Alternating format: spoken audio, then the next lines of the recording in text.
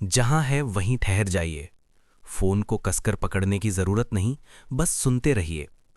एक गहरी सांस लीजिए और धीरे से छोड़ दीजिए। आज जो आप सुनने जा रहे हैं वो सिर्फ एक किताब की कहानी नहीं है। यह आपकी जिंदगी, आपकी सेहत, आपके डर और आपकी उम्मीदों से जुड़ा सच है।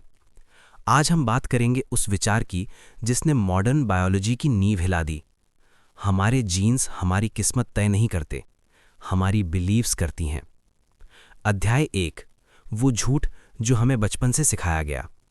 हमें बचपन से एक बात सिखाई जाती है, तुम्हारे जीन्स ऐसे हैं, ये बीमारी तुम्हारे खानदान में है, तुम्हारा स्वभाव तुम्हारे डीएनए में लिखा है।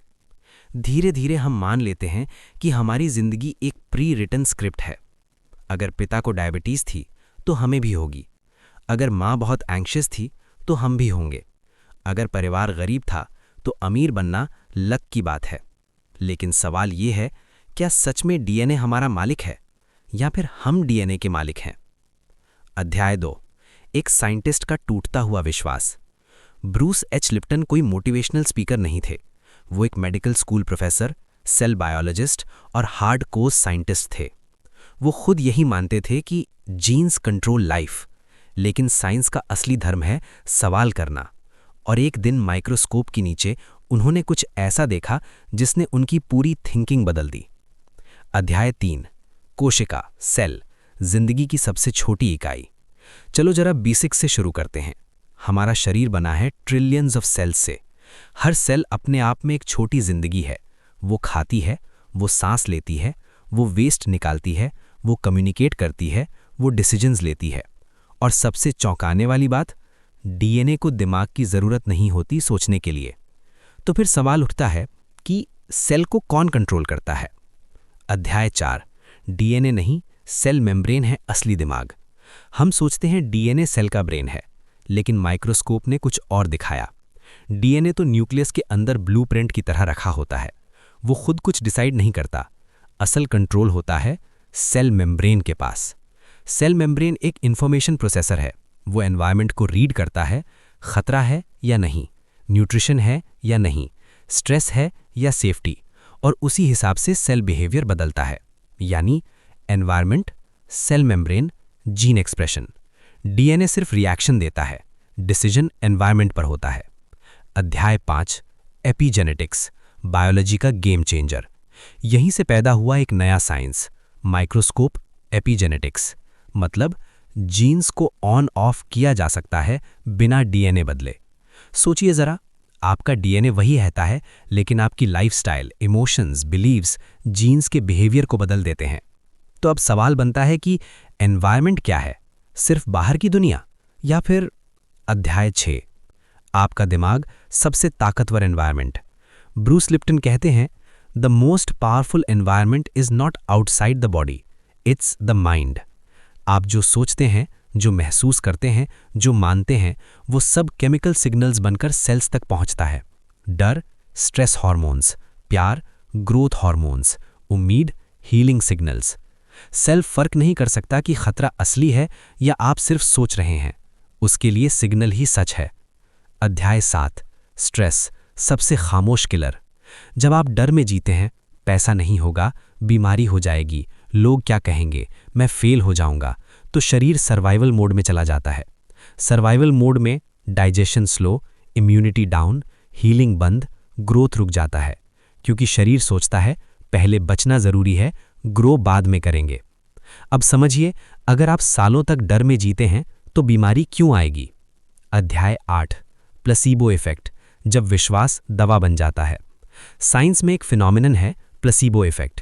किसी इंसान को शुगर पिल दो और कहो ये पावरफुल मेडिसिन है और वो ठीक हो जाता है। क्यों? क्योंकि बिलीफ ने बायोलॉजी बदल दी। और मज़ेदार बात ये कि प्लेसिबो तभी काम करता है जब इंसान को पता न हो कि ये प्लेसिबो है। यानी सबकॉन्शियस माइंड सबसे बड़ा खिलाड़ी है। अध्याय 9, नुसीबो इफेक्ट, जब डर जहर बन जाता है। प्लेसिबो का उल्टा, नुसीबो इफेक्ट। डॉक्टर कहता है ये बीमारी बहुत सीरियस है और पेशेंट की हालत बिगड़ने लगती है। कभी कभी तो गलत डायग्नोसिस भी इंसान को मार देता है। तो सवाल उठता है कि डॉक्टर की बात ज़्यादा ताकतवर है या आपकी बिलीफ? अध्याय 10, conscious mind versus subconscious mind. हमारा दिमाग दो हिस्सों में बटा है, कॉन्शियस माइंड और subconscious mind. Conscious mind logic, will power, decision making. Subconscious mind habits, emotions, automatic programs. और शॉकिंग फैक्ट ये कि 95% समय सबकॉन्शियस कंट्रोल में रहता है। आप कॉन्शियस से कहते हैं मैं कॉन्फिडेंट हूं, लेकिन सबकॉन्शियस में प्रोग्राम है मैं लायक नहीं हूं, और यहीं से स्ट्रगल शुरू होती है। अध्याय 11, बचपन, प्रोग्रामिंग का समय। 0 से 7 साल की उम्र में बच्चे का दिमाग थीटा स्टेट में होता है, मतलब जो देखा वही सच, जो सुना वही रियलिटी। लेकिन अच्छी खबर यह है कि हिप्नोसिस स्टेट अडल्टहुड में भी एक्सेस की जा सकती है।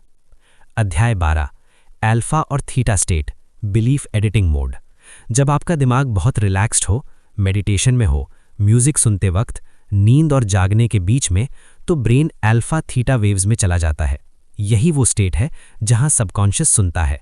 इसलिए मेडिटेशन काम करती है, विजुअलाइजेशन काम करता है, ऑडियो बुक्स काम करते हैं, रेपिटेटिव अफर्मेशंस काम करते हैं, अगर सही स्टेट में किए जाएं।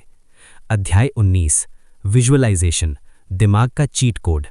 सबकॉन्शियस माइंड इमेजिनेशन और रियलिटी में फर्क नहीं करता। अगर आप रोज इमेजिन करें खुद को कॉन्फिडेंट, खुद को हेल्दी, खुद को सक्सेसफुल, तो सबकॉन्शियस बोलेगा ये नया नॉर्मल है, और बायोलॉजी उसी डायरेक्शन में चेंज होने लगेगी। अध्याय 20, emotions, gene switches. Bruce Lipton कहते हैं emotions are not feelings, they are chemical signals. हर इमोशन एक केमिकल पैदा करता है। डर कॉर्टिसोल, प्यार ऑक्सीटोसिन, खुशी डोपामीन, शांति सेरोटोनिन। ये केमिकल्स जीन्स को सिग्नल देते हैं ग्रो करो या प्रोटेक्ट करो। आप रोज कौन सा सिग्नल भेज रहे हैं? अध्याय 21, लव वर्सेस फियर, 2 मोड्स एक शरीर। पूरा शरीर सिर्फ 2 मोड्स में काम करता है, growth mode love, protection mode fear. Fear mode में इम्यूनिटी डाउन, क्रिएटिविटी बंद, हीलिंग स्लो। लव मोड में बॉडी रिपेयर करती है, सेल्स ग्रो करते हैं, डिजीज रिवर्स होने लगती है। अब खुद से पूछिए मैं ज्यादातर किस मोड में जी रहा हूं? अध्याय 22, बिलीफ चेंज की 5 प्रैक्टिकल टेक्निक्स। ब्रूस लिप्टन कुछ प्रैक्टिकल रास्ते बताते हैं। 1, रेपिटेशन विद इमोशन, खाली शब्द नहीं फीलिंग के साथ। 2, विजुअलाइजेशन, डेली 5 से 10 मिनट। 3, हिप्नोथेरेपी या गाइडेड ऑडियो, ऑडियो बुक का असली पावर यही है। 4, energy psychology, EFT tapping. 5, environment change, negative लोगों से दूरी। अध्याय 23, एनवायरमेंट बदलो बायोलॉजी बदलेगी। आप किसके साथ रहते हैं, क्या सुनते हैं, क्या देखते हैं, क्या खाते हैं, क्या सोचते हैं, ये सब एनवायरमेंट है, और एनवायरमेंट बदलते ही जीन एक्सप्रेशन बदलने लगता है। अध्याय 24, विक्टिम से क्रिएटर बनने की यात्रा। सबसे बड़ा बिलीफ शिफ्ट ये है मेरे साथ ऐसा हुआ, मैंने अननोइंगली अलाउ किया।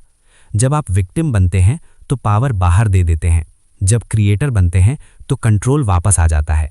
अध्याय 25, responsibility is not guilt. Responsibility का मतलब ये नहीं सब मेरी गलती है।